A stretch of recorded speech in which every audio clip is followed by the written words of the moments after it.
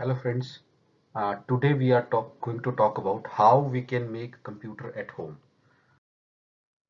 So why do we need to make computer at home and what kind of people need to make computer at home? So as we know, a lot of us can have kids and we might need to buy computers for the kids, but those computers might be very costly. So would we like to spend that kind of money?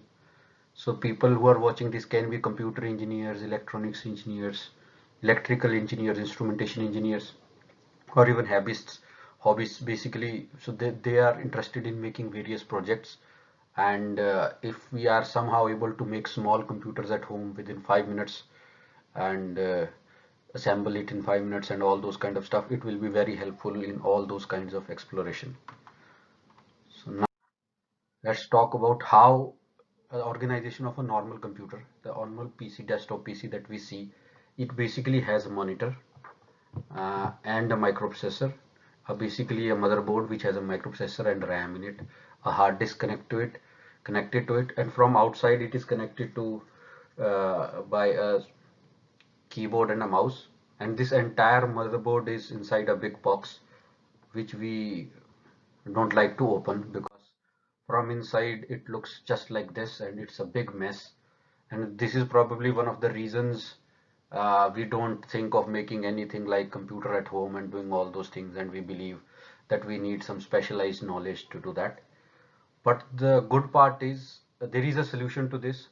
And what is the solution? So the industry has now provided us a system in which there is a single very small board on which there is RAM that is present. You don't have to plug in any RAM. The CPU is present and all these things are inbuilt on the board itself. So you basically don't need to do anything. So today we are going to talk about Raspberry Pi and especially Raspberry Pi 4B. So this is how it looks like. It's actually a very small circuit.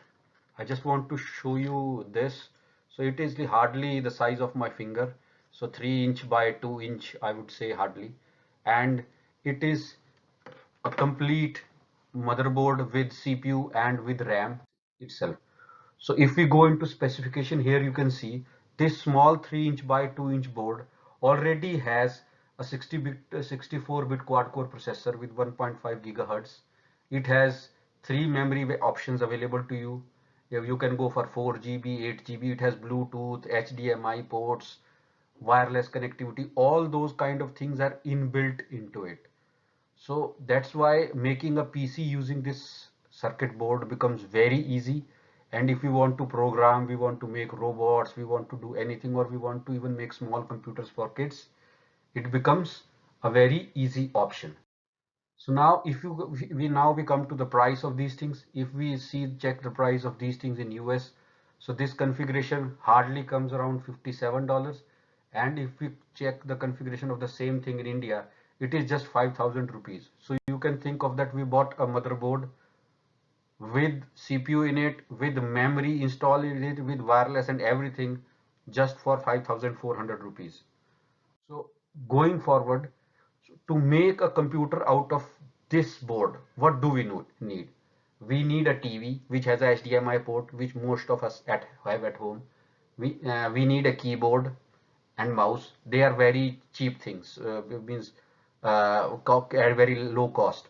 And similarly, SD card, which we all of us have from either from our mobiles or anything. If the SD card is class 10, more than 8 GB, that is good enough to make anything out of. So let us start how to make this. You open any existing computer that you have, you visit this website, and this website www.raspberrypi.org/software. Here you will get a link to download a software, the blue button here, download at Windows. Once you click that, it will download a software called Raspberry Pi Imager. So it will put the operating system into your SD card. It's very easy when you download this a particular imager and you run it. This kind of an interface will come in front of you. When you click the choose operating system window, choose the first one, Raspberry Pi operating system, that is first recommended. Choose it from SD card window. Because you have connected that SD card to your laptop, you select the SD card on which you want to create the image, the mobile one that you have. remember that it will delete all the data, so take everything out of your card. So it will create an image of the operating system into the SD card that is specified. It might take 5-10 minutes because it's around 1 GB. Once you have done that, you flip the chip, the Raspberry Pi, and at the back you will see a slot where you can insert your SD card. So once you have inserted your SD card into it, 90% of your work is done. So now once this is done, what you will simply need to do is you connect this Raspberry Pi to a power supply, a simple, like any mobile, we have a very simple power supply. You take the HDMI pi port to USB converter from your TV and put it here. So this, then your TV will become monitor for the system. Take a keyboard and mouse and place them in the keyboard mouse slots. I have marked the slots where you can put all the connectors. And once you have connected all these things, your PC is ready. You switch on the power and the system starts to boot. So you see the first screen where the system is doing the basic booting and checking all the BIOS and everything. And once it boots up, you will see the window that is there in the right, similar to the Windows OS. You will see the screen for Raspberry Pi operating system, and your job is done. So this operating system that comes up now is capable of running anything, YouTube and all.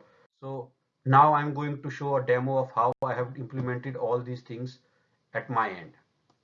So here you see the Raspberry Pi circuit board. I have already placed the memory card with the operating system image. Now we are going to place the USB and the mouse into the USB ports.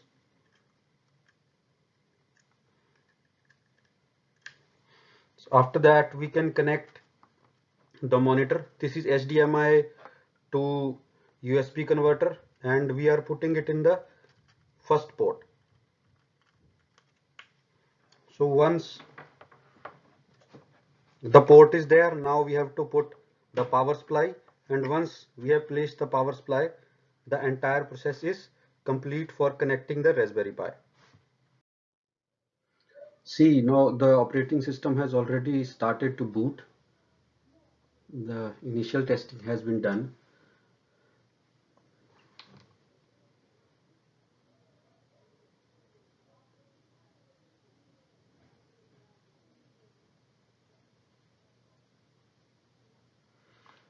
So this, the user interface similar to Windows has come into the screen. You can see now you can do anything.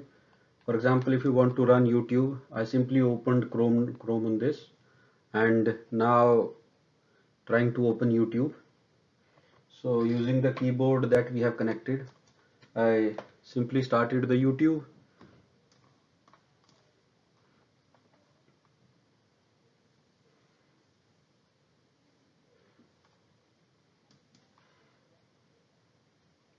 And see, now it is playing the video perfectly. The video is fine. Even if we go for a full screen mode, you can see it's a little slow, I would say, a touch slow, but for home projects and for kids and all the related stuff, the performance I think is pretty good if kids want to learn something or do anything of that sort. So I would recommend these if small kids and you want to do some robotics project or other projects, this as a circuit for you.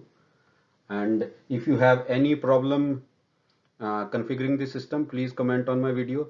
And if you think you found it useful for you, please share it with other people who might need this kind of information, like people from computer science, electronics and all.